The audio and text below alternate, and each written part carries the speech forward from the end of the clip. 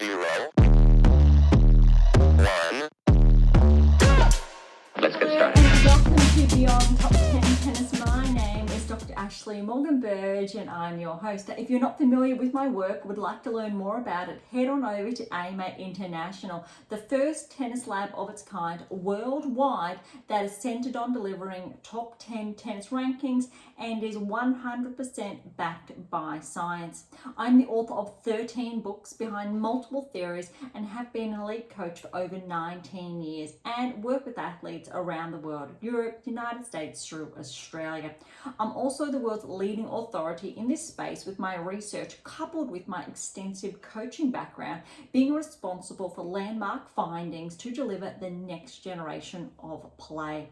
With new foundations this season of my latest release of My Tennis Black Book, Federer, Nadal, Serena, Djokovic, the 2025 season will deliver something new. So as always, buckle in and enjoy the ride. Welcome to another special edition of the Australian Open.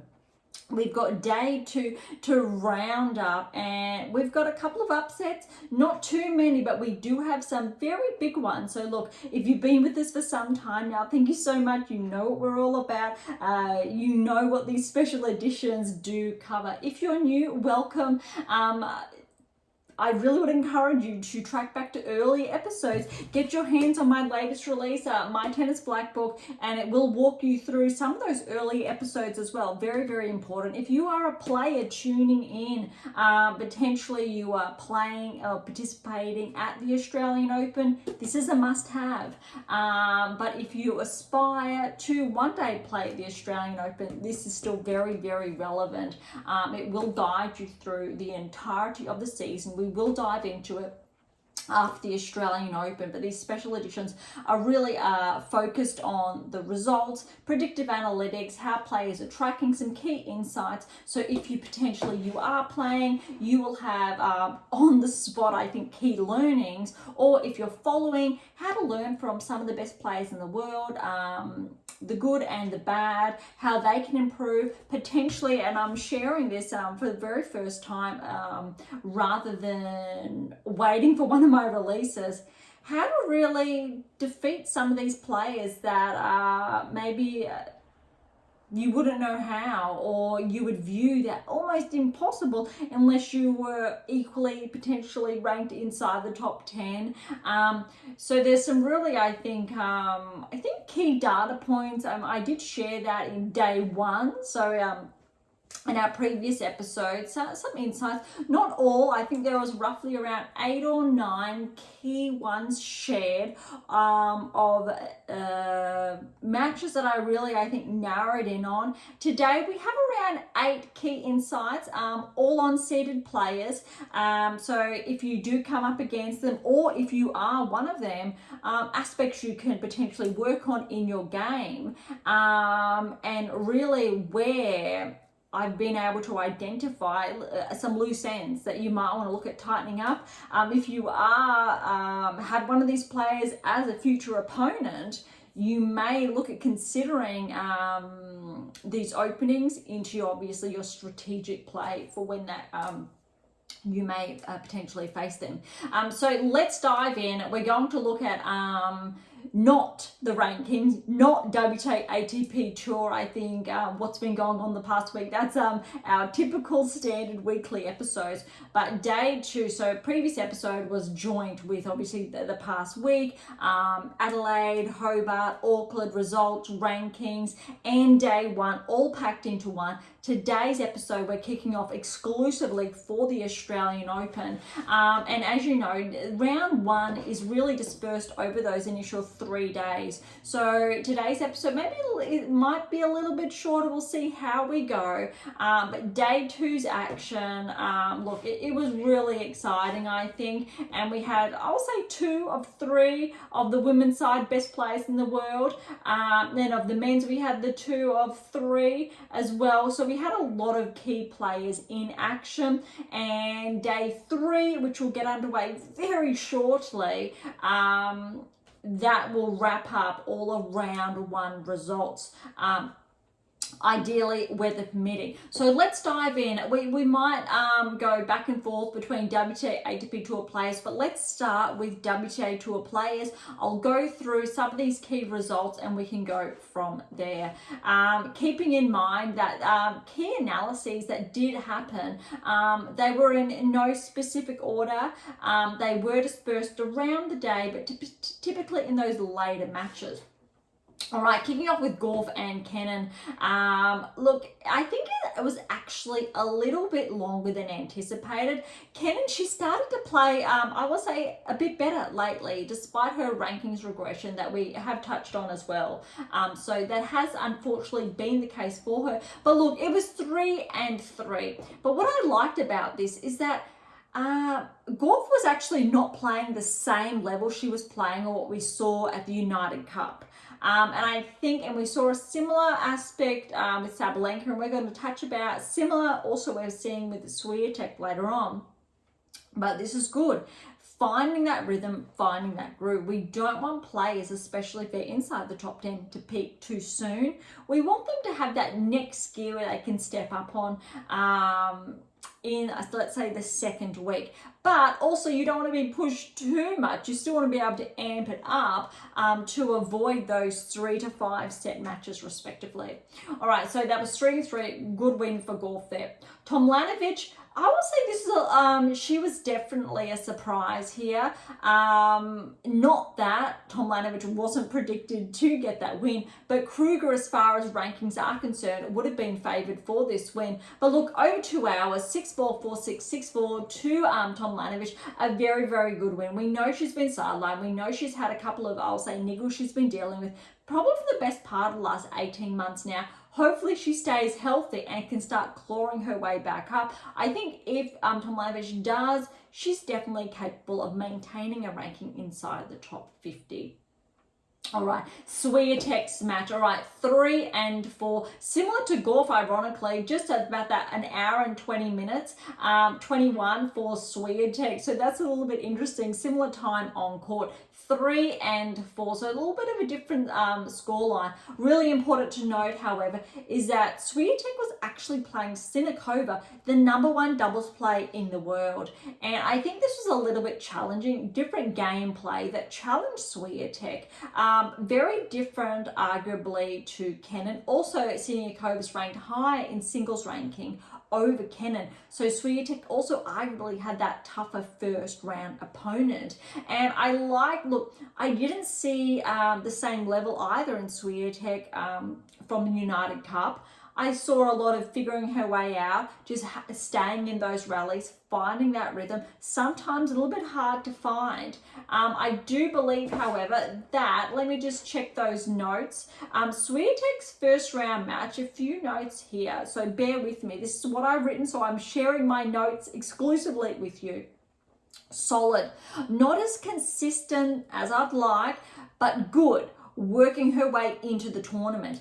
Easy points won against Swiatek by hitting the corners and or coming into the net. So what that's suggesting is movement. Swiatek really wasn't, I think, looking at moving into that next gear, but also Sinner, as we can expect with that doubles play, winning those points at the net. And Swiatek, I wasn't potentially anticipating that or wanted to, again, keep that next gear for those further matches. All right, Swiatek forced errors from her opponent, no surprise there.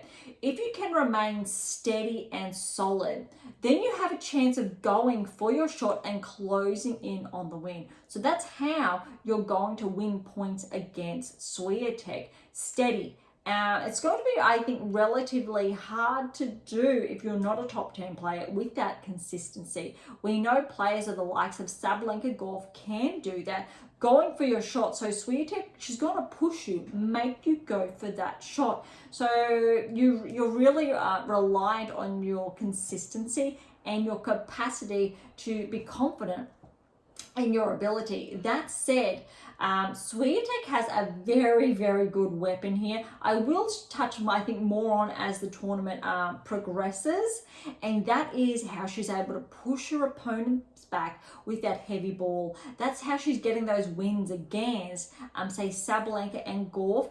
Gauff, however, is twofold. She can do both. How she got that recent win against Swiatek, although it was very, very close.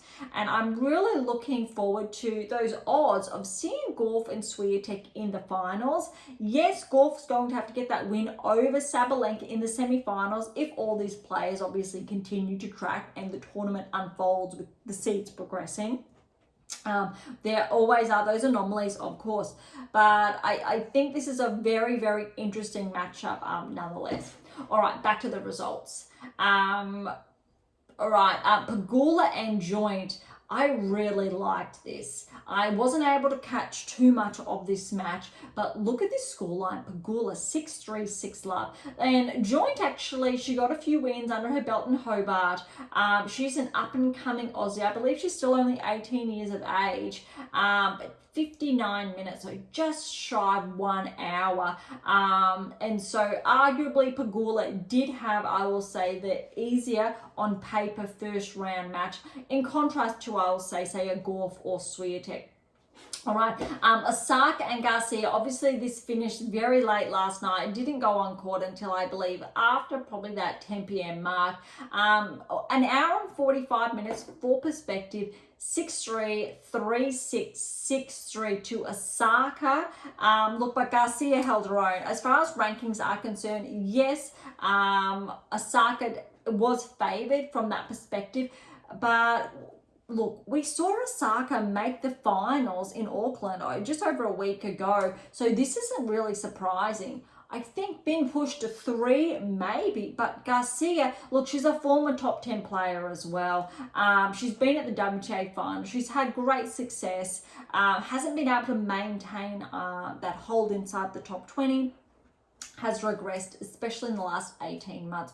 So I think that was a good win for Osaka. Let's see how she goes, I think, in those next rounds. If, obviously, when she did have to withdraw from that final in Auckland, let's see if Osaka can stay healthy, especially in those second, third round potential matches. Although that second round match, we will touch on that later, is going to be a blockbuster.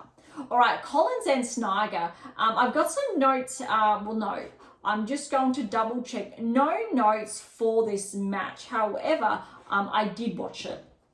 So look, Collins for the win over Snyder, qualifier 7-6, 6-3, Collins with a tiebreak 7-4. However, Snyder has a very, very, I will say, difficult game. It was very challenging. Collins was not able to find that rhythm. Good for Collins to get that win. That's the word I'm looking for, very unorthodox with her strokes. What I guess I didn't like too much about Collins' play, it took her, as you can see by the scoreline, a long time to dominate play. She wasn't mixing up. So Collins she was steady. She maintained her game plan, hitting typically how she would. What I would have liked to see is heavier balls, heavier topspin, pushing Snyder back, not giving Snyder the opportunity to play her shots. And Snyder, she had some amazing drop shots, and Collins was all the way behind the baseline, wasn't able to get them. One example, the second serve of Snyder, it was very easy. It was a slower pace serve, very easy to step up on and put away. And we weren't seeing too much of that. Also, the second serve, it wasn't as, say, dangerous. Easily, Collins could have stepped up to that, put that away. Wasn't seeing that either. So it was a challenging match, but I really wasn't seeing, I think, the Collins from last season that got it back inside the top 10. So let's see, I think, how Collins goes in those next rounds. I'd really like to see more from her. As I think for Snyder, big potential. I believe she's only 21, 22 years of age, still outside the top 100. Won't get points, obviously, from going down in the first round. But with that unorthodox game, I think she has potential for those players like Collins, a top 10 player or just outside, not being able to find that rhythm. And I think that's very challenging for a lot of players. I think if a top 10 player is challenged, a top 50, top 100 player also equally will be challenged. All right, Schneider and Cocchiaretto. Well done to Cocchiaretto pushing Schneider, but look, 7-6, 7-4 in that tiebreak, 6-4. A very good win for Schneider. I'm really looking forward to seeing if Schneider can work her way through, maybe make that maiden round of 16. Next up, we got Gibson, an Aussie wildcard over Sonmez. This was a surprise. Sonmez was favoured, so well done for Gibson progressing through. I think this is the first time she has got that first round win. A very good result. 3-6, 7-6, 6-1, neck and neck until I think that third set. All right, this was, I think, the first upset of the day, probably the biggest upset on the women's side, and that's Azarenka. We know 2-3 times, I believe, she's won the Australian Open. We know she's gone to the semis. She was only a finalist at the US Open, I think about 2-3 seasons ago now. Still solid inside the top 20. But Bronzetti, she came out of nowhere. The match went for over 2 hours, 2 hours, 13 minutes, 6-2, 7-6. That tiebreak was 7-2. Bronzetti was just too good. Really important to note that Azarenka was not playing, I will say, her typical game. The notes I've got here is, look, Azarenka's too tall in the court, not activating her lower body to optimal levels. Dangerous off the high ball, but also isn't transitioning through as smoothly, which is causing errors. So when you're looking at the whole body, lowering that center of gravity, leveraging that kinetic chain, we're not seeing that. We're seeing a player, or what I was seeing, a player ranked outside the top 50 in action, potentially outside the top 80 in action. I was not seeing Azarenka's typical self. It was definitely not her day. She was off her game. Unfortunately, it does happen. We don't like to see it, especially for previous champions. It would have been great for Azarenka, I think, to track through to round of 16 quarterfinals, but it just wasn't to be her day. Hopefully, there's a lot to learn from there, but errors were happening that wouldn't typically happen. A lot taller in the court, so you really need to lower that center of gravity, and especially when you're taller, your opponent can take the advantage. And this is referencing to the kinetic chain, so not optimizing whether it's your torque, your momentum, a lot of other elements in there, your elastic energy, really using your body to your advantage. And it was a little bit stuck in a way for Azarenka during this match. All right, Bencic, Ostapenko. This was really interesting. I will say on paper, Ostapenko was absolutely favoured. Bencic, she's only coming back. The match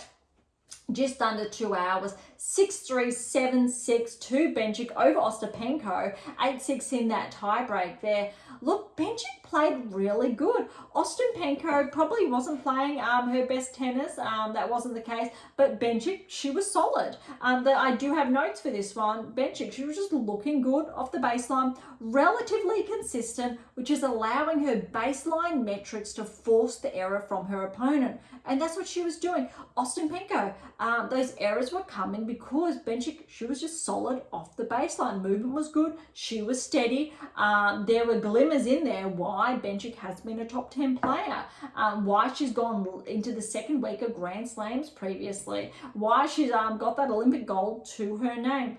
Ostapenko, in contrast, I've got yet to optimize her lower body in her serve. Ground strokes fluctuate from activation to limited activations, signs of her top 10 potential form.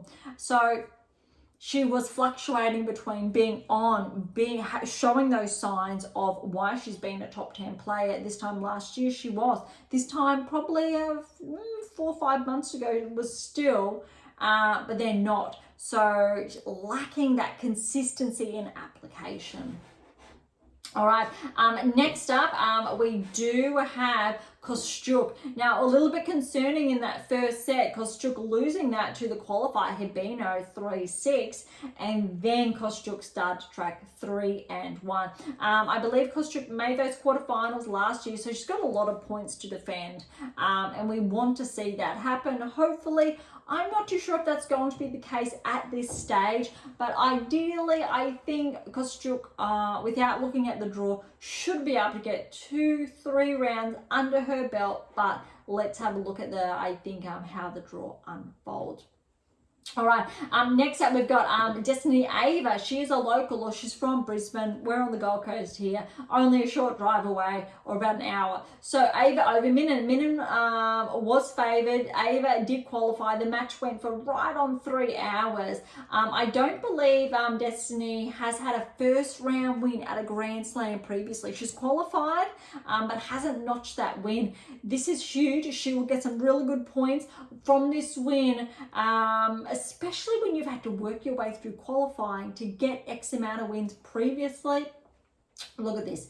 5-7, 7-5, 7-6, 10-5 for that tiebreak. Minen, she started to come back. Ava was leading. I watched that third set, and it was close. It was a lot of it was good tennis to watch, but well done to Ava. Let's see if maybe she can get another win or two under her belt. But I think if you are a qualifier and you do get that first round win, that's huge and really exciting.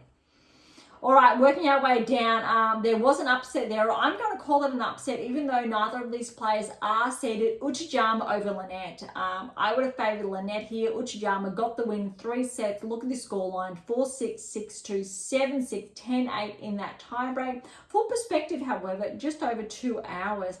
So well done to Uchijama. I will say that's an upset for Lynette, bowing out. You would have heard me in our previous episode talking about Sampson over her potential for the Australian Open. Hopefully she's recovered, healthy, etc. after Adelaide and that withdrawal. She's gotten through. Over Rakimova, 2-4, hour and 23 minutes. Sampson over, I think, is favoured potentially to make the round of 16. Next, we've got Dohai with the win over Bencic, the qualifier, 7-6, 6-2. Svitolina got through relatively smoothly over Cirstea. Cirstea's been former top 20 for a number of seasons, so a very good win for Svitolina. That would have been pushed hour and a half, 4-4. Last year, I believe Svitolina did make the quarterfinals. Could have been the semis, but I'm going to just say the quarterfinals to be safe. Had to have that withdrawal. She was definitely favoured, I think, on her side of the draw to potentially progress through to the semis. So I really hope Svitolina, we know she had surgery late last year as well. It will be great to see her make the later rounds. She's a former top 10 player. She was her level was there when Serena was at her best, and Svitolina was there, was inside the top 10 consistently.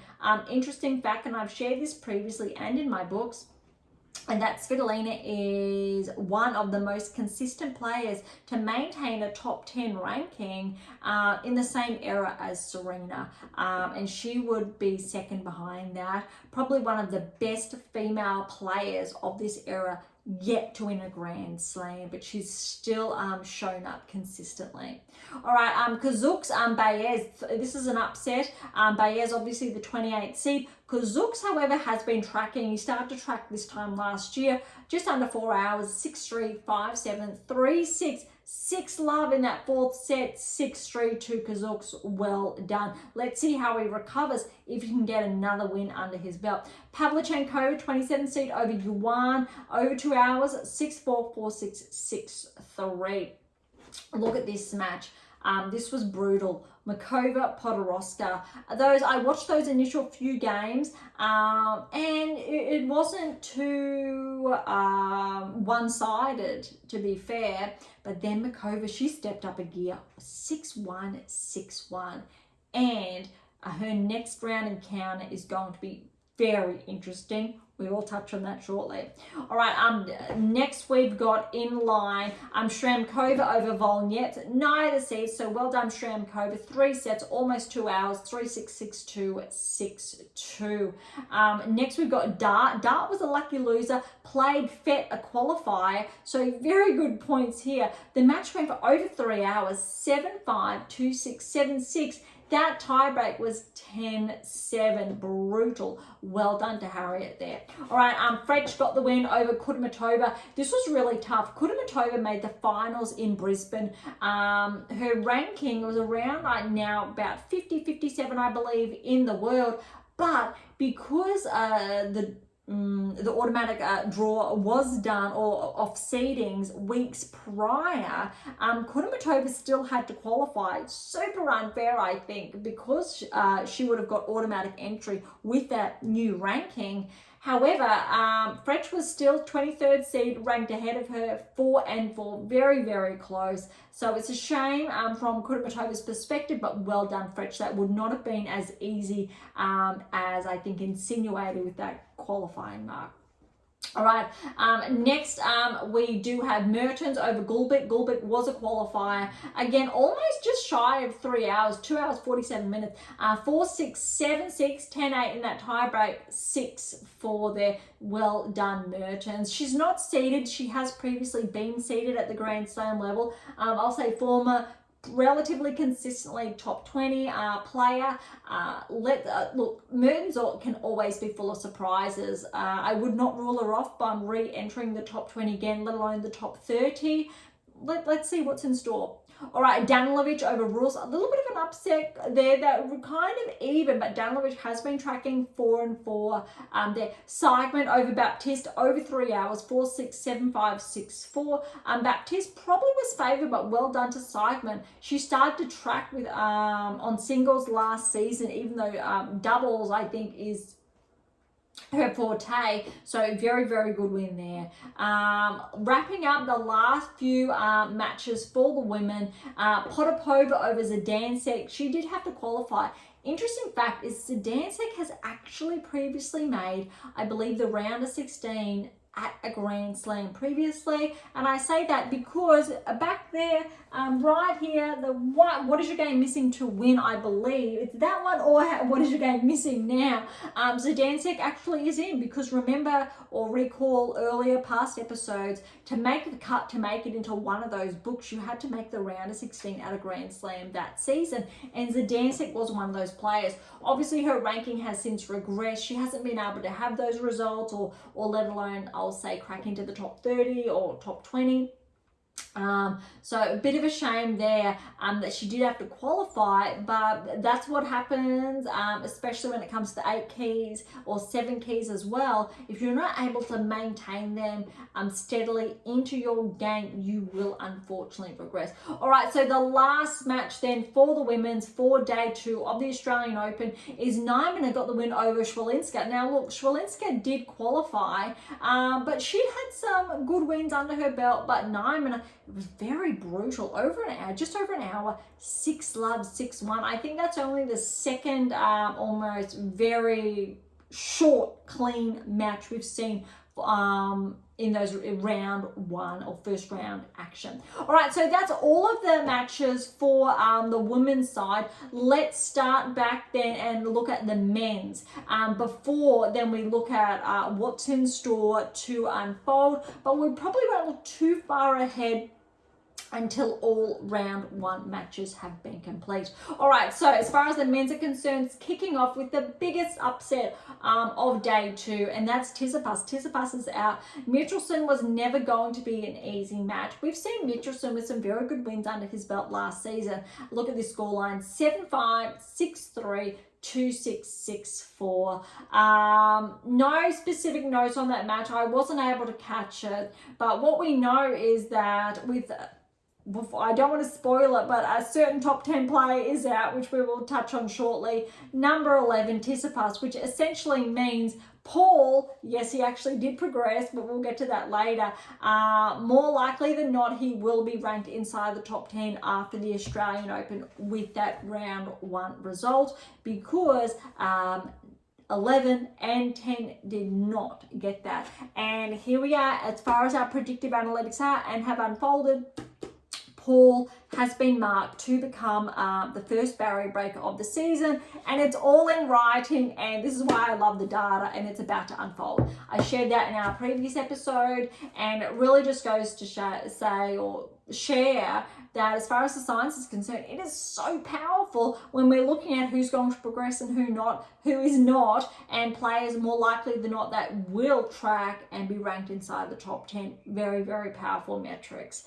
Okay, so well done to Michelson there. Sinner over Jarry. This was not easy. Look, Jarry, I'm pretty sure, has been former top 30, maybe I'll stick with top 30.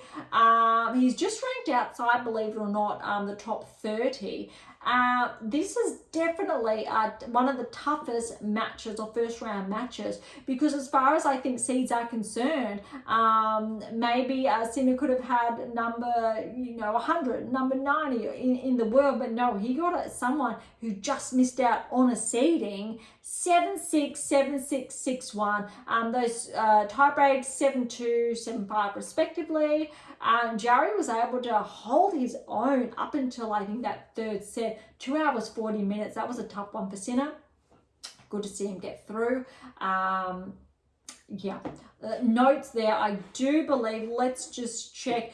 First round, we got signs of pulling up on his backhand, which weakens his kinetic chain and produces less than optimal outcomes. Other than that, Sinner played some really good tennis that has to be, I think, really highlighted, emphasized. However, to get that win over Sinner, you want to have a look at his backhand, how that's become weakened when he does pull up. He's not able to optimize it as much when he isn't able to leverage completely his kinetic chain. So just a little bit of an opening there. I didn't watch the full match, but that is one, I think, key snippet that I was able to take away from there. I would push on his backhand, push and push, and Sinner's more likely not to pull up, and then I would go for your shot. All right, next we've got Thompson, a 4-setter win over Kofer, the qualifier. Kofer did push Thompson nonetheless, 7-6, 7-3, 6-4, 4-6, 6-3. All right, Djokovic, Basavetti, look, he really, I think, pushed Djokovic. This match went for just shy of 3 hours. And I think if it wasn't for him cramping in the earlier parts of that second set, because I did watch this, 6-3, 6-4, 6-2 to Djokovic, that was tight. And Basavetti, he got a wild card. He just needs to, I think, build up that lower body. You can tell that the work hasn't been done yet. He has those fresh legs. We need to build up a more solid base of support. Build up those muscles to really, I think, withstand those matches. I think this was actually Basavetti's potential is the longest match he's played, 4 5-setters, that he hasn't been in this format before. So I think it was a huge test.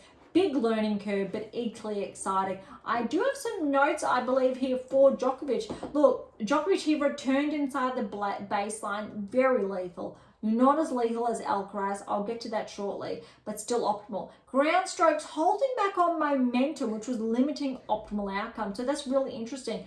Push Djokovic, get those deep balls, around the baseline, get them deep around the baseline, push him back. Djokovic, he's not moving forward. He's not using that momentum. Go for that short ball. That's how you're going to get those wins there. Not necessarily drop shots, but you can push him back and he's not able to perform as optimally as previously. And that's actually a slight gap indicative of his current performances, and that's going to be interesting to see if he's able to close that gap in those next matches, or if we're still seeing that pulling up off his backhand just ever so slightly, not all the time, but there's an opening there, and it's very hard, I think, to find those openings for some of the best players in the world, let alone Djokovic, but that is a very good one that I caught. All right, next up, Shevchenko, Alcaraz. Look, he was in very good form for, I'll say, 2 of those 3 sets, 6-1, 7-5, 6-1, just shy of 2 hours. We did see Alcaraz lose focus intermittently between there. Some of the notes, I do have some on Alcaraz. Look, return point inside the baseline, especially the second serve, it was very solid, more so than Djokovic. He was taking time away from his opponent, very dangerous. If you don't want Alcaraz to do that to you, you need to have a very good reason. Push that serve towards his weaker points. All right, ground strokes were good, but not always optimal, but steady. Not as much lower body drive as he could leverage. So not as optimal, that base of support, not as ideal as we want to see. A few instances of overhitting. So that, to me, that says he hasn't obviously played those lead-in matches that we know. Still finding that rhythm, that groove, good. To get more points or get wins against Alcaraz, push him back with the higher ball to reduce the impact of his ground strokes. If you're going to keep hitting in or towards Alcaraz's hitting zone, similar to Sabalenka, that's not where you're going to win your points. You need to be smart. And or put pressure for him to force the error, which means pushing, similar to Djokovic as well, force the error, and we were seeing a bit of that in this match. Not as steadily balanced at times. Interesting contrast of Sinner, who we're seeing more so push him off the balance, push to take the advantage, lack momentum through his ground strokes. So that's actually very interesting. Similar with Djokovic. And Sinner has a bit of an advantage there. Micro discrepancies is what I do term them. But a bit of an opening there for Alcaraz, how to get those wins. Very noteworthy, I think, if those openings are still apparent in the second week, given that both players, let's say, make it to the second week. These are very big openings for players to get the win and upset, I'll say, two of the best players in the world at the moment. All right, next we do have, just looking, all right, it is Fernley and Kyrgios. Fernley really impressed me here with his serve. Kyrgios, look, we saw some really good glimmers of his potential, his capacity, really what he's capable of. I think, look, notes that I've got here for Kyrgios, very brief. Lower body yet to be optimized and or activated to optimal levels in ground stroke. So we're seeing Kyrgios very tall. You'll even notice from, I'll say, the build of Kyrgios's lower body, the work hasn't been done. When you look at the legs of, say, a Djokovic or a Federer and Nadal previously, or a Murray previously, even Sinner, Alcaraz, how's they're building that base of support. Even the depth they have there. Kyrgios, he really, you'll see, leans forward, almost bends that upper body, opposed to just lowering that center of gravity, almost like sitting down on a chair, just briefly even. We're not seeing much of that, which means it's very easy to push Kyrgios back. More likely or easier to win points when he's like that, in contrast to really, I think, leveraging that kinetic chain. All right, positive sign for his already strong base, which means Kyrgios, he really can hit those shots. We know that. And it's like, imagine if Kyrgios activated that lower body, that potential, he would win a Grand Slam. He would be very, very dangerous. And I'd love to be able to have that conversation with him, that potential for him to, I think, tighten those mechanics is still yet to be done. The anticipation reaction off the serve was not as optimal. So what we were seeing is that the return, when I will say Kyrgios was serving, Fernley was returning the serve, very, very solid. Was a very powerful, I think, weapon for Fernley during this match. Kyrgios' ability to react, respond to Fernley's return was not as steadfast, I will say. There was a delay there, which meant Kyrgios was unable to go for the 1-2. It was really, I think, Fernley going for the 1, pushing Kyrgios back from the get-go. So that's a combination of, I think, match play, but also timeliness, working on the level of perception, anticipation. The big blue one there, the signs of elite performance, really touches on anticipation, perception. There's a little bit on this in my latest release as well. All right, so back to the matches. Next up, look, TFO, he gave us a scare. He was pushed by Rinderknech to 5, just over 4 hours. 7-6, 6-3, 4-6, 6-7, 6-3. Look, that first tie break to TFO, 7-2. Rinderknech got that fourth set tie break, 7-4. Very, very close. Let's see how TFO recovered. We were thinking about potentially good things for TFO at this Open. We know he made the semi-finals at the US Open, similar court, similar surface, but that was probably not anticipated. Let's see how TFO recovers, because we know he could most definitely get to the round of 16, potentially beyond. All right, next in line, we've got Duckworth, another Aussie that got through straight sets over Strickler, 2-4 and 2. Just over an hour and a half, so very clean play from Duckworth there. Kokkinakis had a 4-hour match over Soufflin, 3-6, 6-3, 6-3, 7-6, that tiebreak 7-5. I did watch that. It was neck and neck. Almost could have gone either way. Tanasi really lifted his game, I think, in those like 1-2 final games. Draper Navone, this was definitely anticipated to be done in 3, went over 4 hours, similar to Kokkinakis' match, in 5 in contrast to the 4. 4-6, 6-3, 3-6, 6-3, 6-2. Draper had to really dig deep here. Somewhat surprising, but well done to Draper. Look, especially similar to TFO after the US Open. We're looking at maybe Draper getting to the round of 16, maybe to the quarterfinals. Let's see how he recovers, and if he's able to, I think tighten his game to not overexert himself. Let him last, hopefully, until that second week. But potentially, if he's not able to, we probably will see Draper fall off, similar to TFO in the first week. All right, Paul O'Connell. This was also surprising. Another 5-setter, 4 hours. Look at this. 6-2, 3-6, 6-1, 6-7, 7-5, 5-7 in that tiebreak. This was closer, much closer than anticipated. Very, very close. But because Paul got that win, Tsitsipas did not get that win. And the next match is Dimitrov and Passaro, my apologies, lucky loser. But look at this. Passaro, lucky loser, 7-5 over Dimitrov. He was up 2-1 in that second set and Dimitrov retired. And that's why Tsitsipas, Dimitrov fell in the first round. Paul got that win, even if it wasn't 5 sets. Paul is definitely primed, I will say, to become a barrier breaker when the new rankings come out after the Australian Open, which is very, very exciting. I'm just going to refresh over here to look if there's any new results coming up, because there are some very interesting matches underway as we're going live today.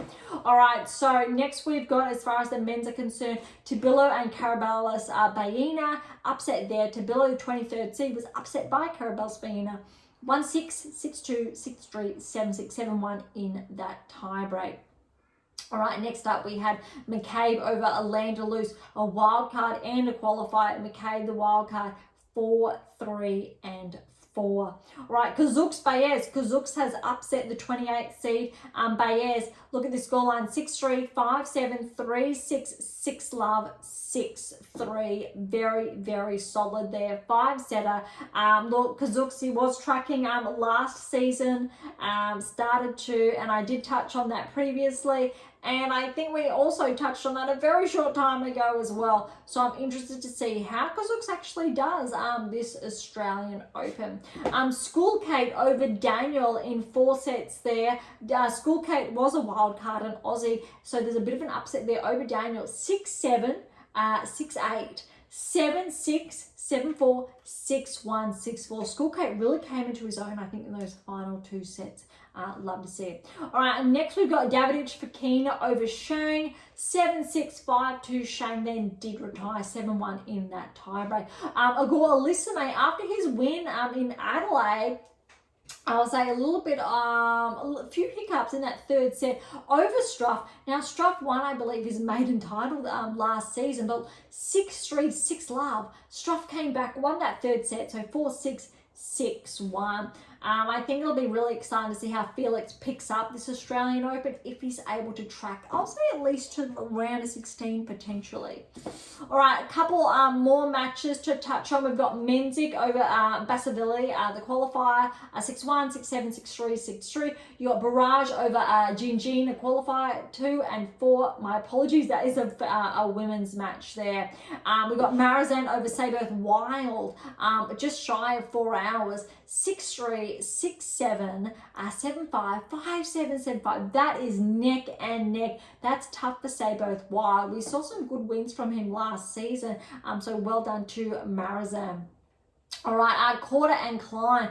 4 sets here. That second set did surprise me, just shy of 2.5 hours. 6-3.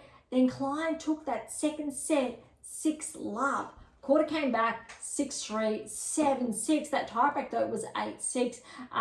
That was actually more close than anticipated, because we know Quarter made the finals in Adelaide just a few days ago now. Let's see how Quarter goes. I think in the next round, similar to Felix, obviously dropped that one set. Maybe it's just a couple of tight legs and they need to loosen up. All right, Vukic and Druzmo, just over 3 hours. It was a 5-setter though. 6-7, 3-7, 6-love, 3-6, 6-3, 6-4. Final men's matches wrapping up. We've got Borges and Muller, just shy of 3 hours. Borges did make the round of 16 last Australian Open, I believe. 6-7, 2-7, 6-3, 6-2, 7-5 over Muller there. The last one, and we've got 3 more. Nishioka over Dugas, a qualifier, 3-6, 6-4, 7-6, 7-3, 6-3. Faria, a qualifier, got the win over Kotov. That's an upset. Look, it was actually under 2 hours, 6-1, 6-1, 7-5. And then we've got Bonzi has upset Goffin. Look, Goffin's a former top 10 player. He regressed outside of the top 100 prior to last season. Then last season he clawed his way back in and he's sitting around, or I think inside the top 60 now. But look, Bonzi with the win, 6-1, 6-2, 7-6. That tiebreak was 9-7. All right, that is, oh my goodness, that's a lot. And that is why I think those first round matches we're doing exclusively, or episodes exclusively for them, because there are so many matches to cover. As I think the Australian Open progresses, we will group, say, third rounds, fourth rounds, etc. But at this stage, we will do days to really make sure we are up to speed with how I think the results are unfolding. All right, so now all of day 2's action are done. Let's have a look at now some of the matches that are underway, or what we can expect today. Just stepping on court, we've got Navarro Stearns. I'm looking forward to that. Rune's in action against Zhang. Kazakin is in action, looking good against Tomova. Medvedev's in action. Rybakina is in action. Fritz is in action. Keys is in action. Paolini is in action. Dimonor, looking forward to that. We also have a lot of Aussies in action. Rublev and Fonseca is going to be really interesting. Fonseca had to qualify, but I do believe Fonseca played the next gen finals, and I'm pretty sure he won.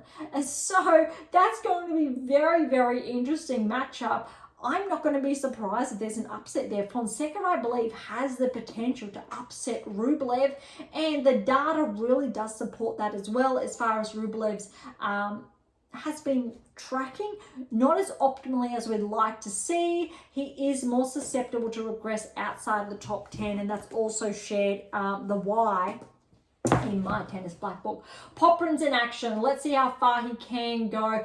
We got Berrettini, Norrie. They're in action as we're going live now. Haddad Maia is in action. Raducanu, Alexandrova. That's interesting. Alexandrova is seeded. Let's see if Raducanu can get the upset. Kalinskay's in action, and we know she had that withdrawal the other week, or that retirement. Hopefully she's healthy. Let's see how she goes. I do believe Kalinskaya made the quarterfinals last Australian Open as well. A lot of points to defend. Monfils will play Mapesh Perikard. That will be a blockbuster. Mazzetti and Naldi. Boulter's in action. Jaber's in action. Shelton's in action. Sakari's in action. So many more players are in action today, and believe it or not, this is still the first round. So we've got our previous episode, today's episode, and we will have another episode to wrap up all, I think, first round encounters. But we can have a little bit of a peek, I think, at this stage with, I will say, 2/3 of those draws done. What we're looking for in the second round, I think, big lineups there. Neskova's out, so that really opened up Sabalenka's path heading towards the third round. So Sabalenka really has a relatively smooth path, I will say, through to the round of 16. Bottom there, we've got no big upsets.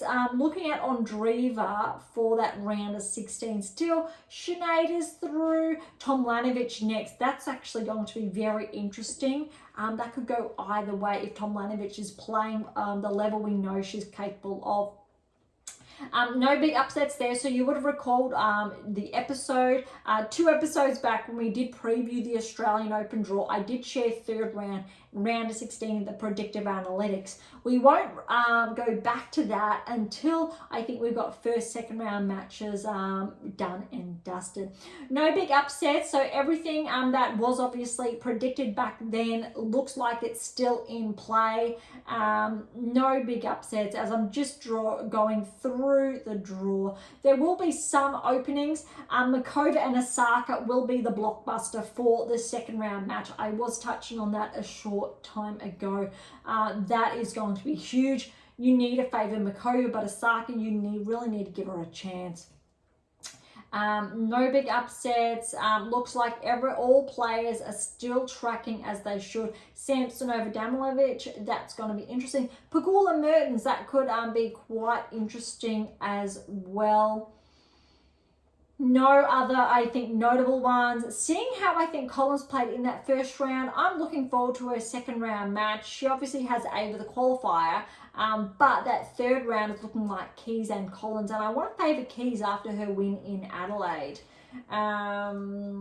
Right, nothing new. All of the metrics look like they are remaining the same as far as I think all the current results are concerned.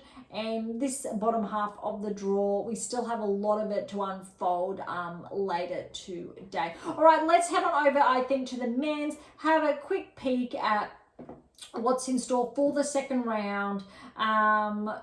No upsets that we can look at as far as Sinner's concerned. He's got a relatively easy path through to the third round of 16 now. We've got Hurkacz looking like that round of 16, but Rune's there as well. Let's see how he plays today. But the draw has opened up, I think, with Tsitsipas out. But on that part of the draw was de Minaur, which means de Minaur will not face Tsitsipas in the round of 16, looking more likely of a Kakanakov at this stage. So that kind of opens up Alex's path to a quarterfinal, if obviously the seeds are maintained. But I still think de Minaur has a very tough first round against Van der Zandschulp because he was responsible, I want to say, for Alcaraz's exit at the US Open. It was Alcaraz or Djokovic. I'm just going to lean towards Alcaraz without obviously that data in front of me. A lot of matches still to unfold in that middle part of the draw, but no surprises as we're working our way through the draw other than no. So what the predictive analytics have said, all right, so Opelka did fall in the first round. No, he got through, so he will play Macaque, so my apologies. That's going to be interesting to see who gets through, because if Opelka does get the win over Macaque and Djokovic gets the win, it'll be a repeat of Brisbane. Let's see, I think, how Opelka's wrist holds up. If he potentially upsets Djokovic again, that would be huge in the third round. So part of me wants Opelka to get through. Macaque, maybe. Not a big fan of how Macaque behaved at the United Cup in those final matches, or that final match he did play. That was disappointing. Maybe he can redeem himself. All right, all other, I think, players have been tracking. Dimitrov, since he did fall, that really has opened up that part of the draw for Djokovic. So Djokovic, if he does track, will not meet Dimitrov now in that round of 16. So if Djokovic does get through, it looks like very interesting. He has a very smooth path, probably the easiest now without Dimitrov there, so through to the quarterfinals. That's going to be very, very noteworthy. Bottom half, Draper, he did scrape through, we know. Quarter's still there, and Thompson, Alcaraz through, so no upsets. Rudd's still there, Bencic, Felix, so everything I think still as potentially was anticipated. Some matches a little bit longer than others. Obviously Kyrgios did bow out. We were looking at maybe Kyrgios making the third round, but now it looks like Zverev, that has really opened up for Zverev, so he will not be facing Kyrgios, say, third round. So Zverev now, I will say, has a smoother path through to the round of 16 as well, so his draw has also opened up a little bit from that perspective. All right, I think that's it. So we've looked at all day 2 matches. We've done day 1 in previous episode. Day 2 matches have been done. Still first round underway. We've previewed some of today's matches that are underway, as well as some of the round 2 matchups that will be, I think, or we can look forward to as well. And I also have touched on 2, 4, 6, 8 key players: Azarenka, Swiatek, Bencic, Ostapenko, Sinner, Kyrgios, Alcaraz, and Djokovic, and given those key pointers of what we can look forward to, what they need to improve in their game, or if you do play them, openings potentially to take advantage of. All right, so thank you so much for listening today.